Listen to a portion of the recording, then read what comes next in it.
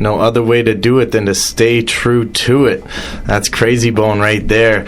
The song Can't Walk Away off the Chasing the Devil album, and we've got Krayzie Bone on the phone with us right now. How's it going? Everything is all right, man. How's it going?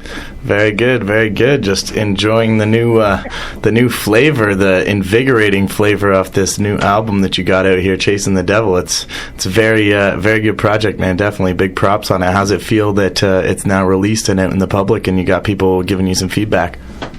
Oh man, it feels real good, man, to finally have this project out and available for the fans, because they've been waiting on this album for a very long time. So it's kind of like a relief to finally get the project out, because I've been working on it for so long. But and it's it's a blessing to get all the positive feedback that I've been getting. The majority of the fans think like they love the album. So it's a wonderful thing. Yeah, no, definitely. I'm seeing a lot of good feedback, even just the comments and reviews and stuff. People are saying this is incredible project, and a great way for you to kind of do your last salute and bow out. As we have been hearing, this is going to be your last and final solo project. Can you speak on that a little bit? Why you decided to make this one your final solo project, and what were some of the things going on in your life or your personal decisions that made you decide that this was going to be the last solo project that you dropped? Man, well, I've been in this industry for 21 years, and the way that I perceived it then is very different from what I know and perceive it now. So it's like a lot of those things had to do with me, like making this decision, and man, just to get into other things, I feel like I've spent most of my career being an artist. Now I want to, do different things, to get into other aspects of the entertainment business, and, just try like a lot of different things, basically. Are you leaning towards maybe helping managing artists, or is it production type stuff that you want to get into, or are you okay to divulge any of some of those things that you're thinking about getting into aside from music? Oh yeah, definitely production, definitely managing and developing artists as well, and also I've been working on 7 different movie scripts and television shows as well, trying to get some of those things off the ground as well. So I'm trying to get into a lot. That's great. Yeah, I was curious what's next with Thugline. The Yours and Wishbone's label, if you guys are going to be releasing any artists on that, or what you've got coming planned in the future for that. Oh yeah, definitely. Well, first of all, we changed the label from Thugline to The Life Entertainment, and we have a few artists that we're working with. An artist by the name of Kane out of Cleveland, and Position out of Watts, California. And it's another, like other artists that I'm working with as well. This part of the team that I'm partners with Artists Live. You know what I'm saying? We have several artists over there. Young female rapper by the name of Shells, and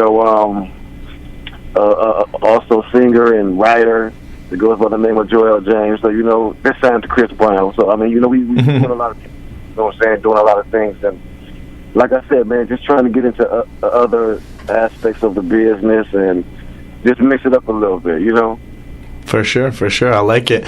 And I like what you're doing now with kind of the release of this project, because the way that, I'm sure you're quite aware of it, being in the industry for so long, how much the game has kind of changed as far as, the old model of having a big major record label release your album. They have had all the distribution platforms, whereas now it's more of an independent grind type thing, and your social media is really important. And one thing that I was really noticing from you is how close you are with your fans and the connection that you have with them. Just watching some of the Periscope videos that you have of you just talking back and forth with your fans and stuff like that. I think that kind of thing's incredible, and it really gives your fans a chance to connect with you on a personal level and really deeply appreciate you when you release a project like this, because they feel more that they know you, right? Yeah, man, that's exactly true.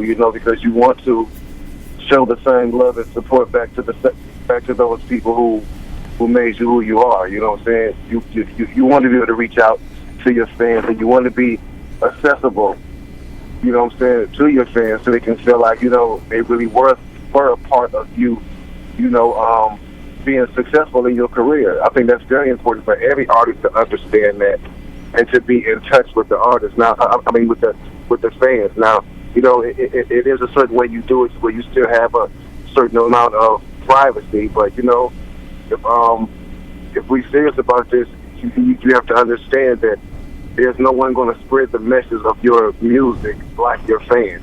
You know what I'm saying? So that's why it's always important to engage with them, and, you know, just make sure that you're accessible to them sometimes.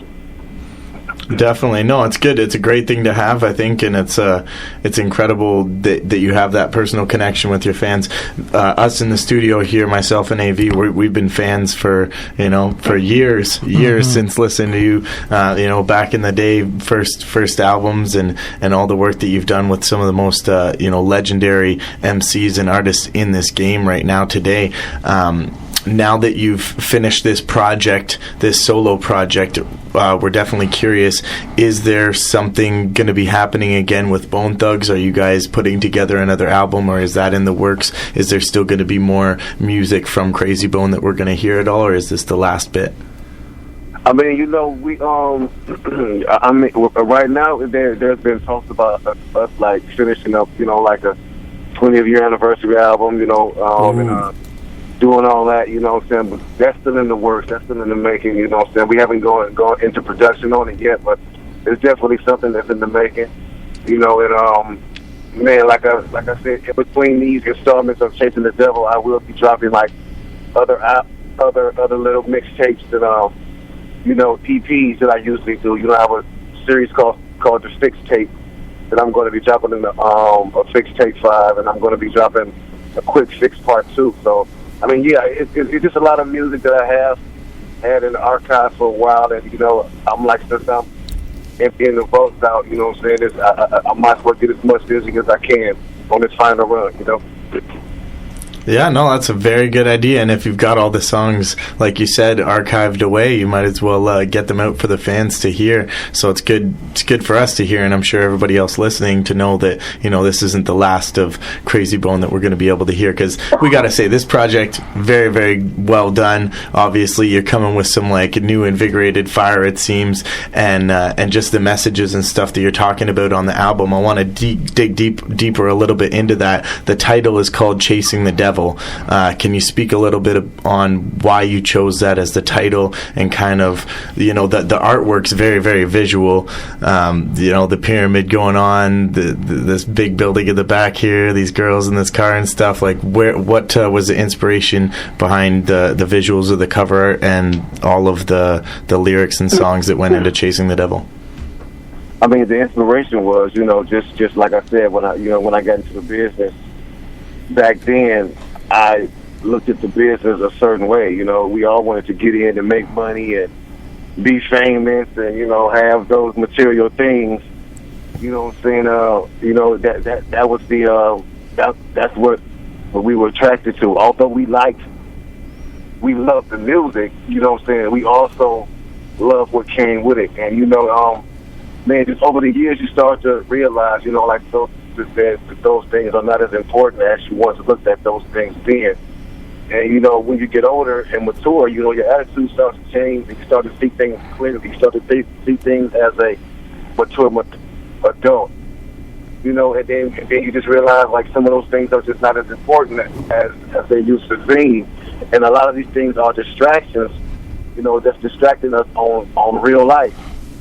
You know, and sometimes we chase these things blindly, not knowing that, you know, a lot of these things are distractions by the devil to keep us occupied with the way things are, while everything in this world is crazy.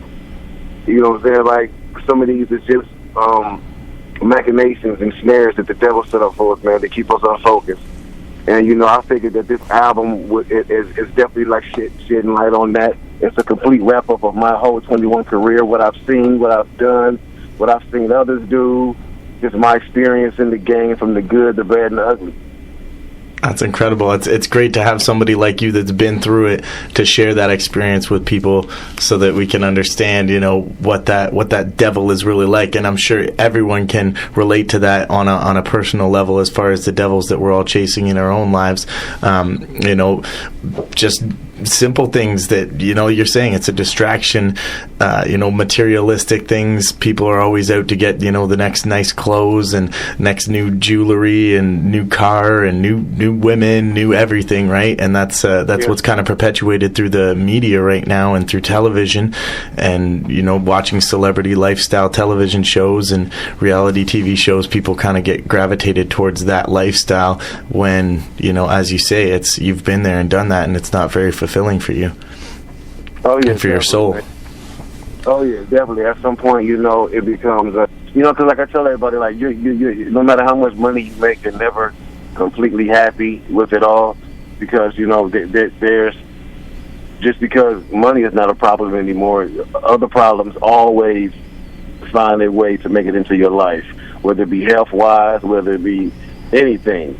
You know what I'm saying? So it's like we look for happiness in all the wrong places sometimes, and and sometimes you got to realize, what I'm saying? It's like I'm chasing happiness too much, and it's all for the wrong reasons, Yes, 100%. And Biggie said it best: more money, more problems, right? Exactly. So you get that. What was that like working, with an artist such as Biggie Smalls, rest in peace, of course, and also being able to work with, someone like Tupac as well, rest in peace. How was that like back in the days, being able to work with people like that? Man, it was a blessing, man. We would like I tell everybody, we was truly blessed to be able to work with those guys while they were here, along with Eazy-E, being signed to Eazy-E, and it was just, we're just grateful for the opportunity, because it's something that can never be done again in this life. So very blessed. Mm-hmm. Word up. It's incredible that you've had that experience. And we did see the Compton movie. Have you had a chance to watch that?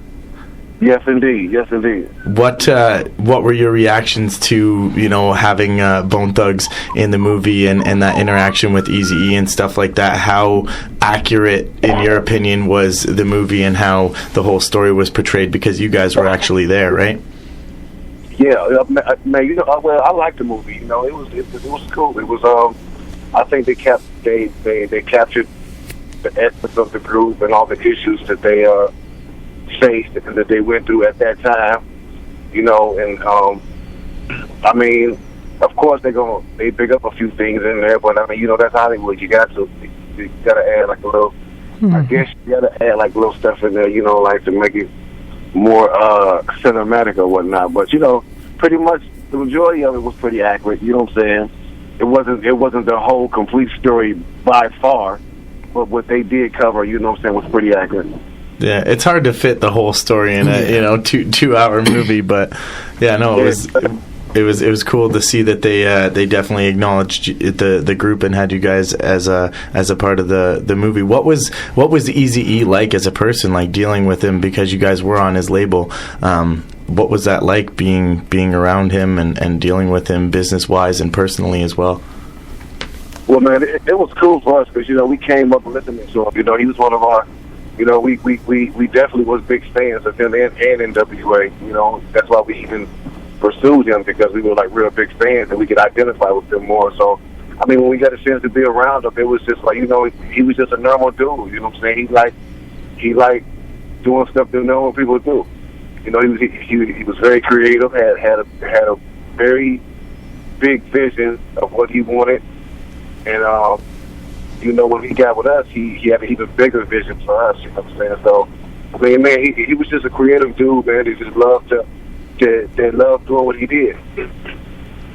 How instrumental do you feel having him, recognize you guys' talent and having somebody like that believe in you guys, like you guys were saying, you were fans of him coming up? How big was that, and how instrumental was that for you personally, and as a group for you guys to be able to take it to that next level? Man, well, he was very instrumental for the simple fact, I don't think we could have got with anybody else if they fully understood the dynamics of our group. You know, it's like he understood as soon as he heard it. You know what I'm saying? As soon as he heard like what we had to offer, he jumped right on it. He didn't waste any time, and he knew exactly what to do and how to do it. And I don't think you know if we would have got with anybody else, we would have got the same results as we did. Even though we were only with him for a year before he passed away, he definitely set us in the right direction, and that's all we need. Yeah, sometimes that's all you need, just that little extra push, and it's good that you had somebody like him to be able to help you guys out early on in the career, and now you're still flourishing, still making music, still putting it out there for the fans, so that's an incredible thing. With all of the people that you have worked with in the industry so far, so many different names, what was one of the most enjoyable experiences, like an artist or a couple artists that you really, really enjoyed, maybe a studio session with them? And then also, is there any artist out of all of the ones in the industry that you haven't worked with that you'd still be interested in trying to work with? Well, for the second part of the question, man, I can work with anybody. You know what I'm saying? Whoever's down to work, it don't make a difference who you are. You know what I'm saying? I can work with anybody, you know what I'm saying? It's just, let's just make it happen. As far as who was the most memorable artist working with, I would have to say people like, Phil Collins and Mariah Carey, just get a chance to do that, have an opportunity to work with Sade on my solo project. So it was that those were the most memorable because you don't hear those kind of collaborations too often. Mm-hmm. I think with Bone Thugs, with your sound and with yours as well, your personal stuff, you guys have that kind of ability to cross over and transition. You mesh so well with so many other artists. Just very, very good. So the ability to work with Mariah Carey, Phil Collins, and stuff like that. That's not many artists in the hip hop game can really. Can do that, can cross over into that. So it's good that you guys were able to do that, and they're such big names. That's cool. What was it like specifically with Mariah Carey in the studio? I heard she's a really creative person and really fun to be with. Yeah, man, she's very creative. She's she's a superstar. She's a genius at what she does. That's why she's had so many hits, man. And she's just a professional in the studio, man. She's a professional, but she ain't all serious and stiff. I like to have fun and be relaxed and make sure everybody is cool. So it was a great experience. That's nice. And then as a group working with Bone Thugs throughout the years, I'm sure there's so many different groups all in the industry, and there's tons of different times where groups are having their difficult times. How have you guys been able to maintain that camaraderie and brotherhood throughout the years and still be able to make music together, tour together, and build together? Man, just coming up together, man. We like family. You know what I'm saying? And I mean, this is business. You know what I'm saying? And that's just how we look at it. You know what I'm saying? We're a family that happen to be doing business together. You just got to learn to keep the two separate, and that's basically it,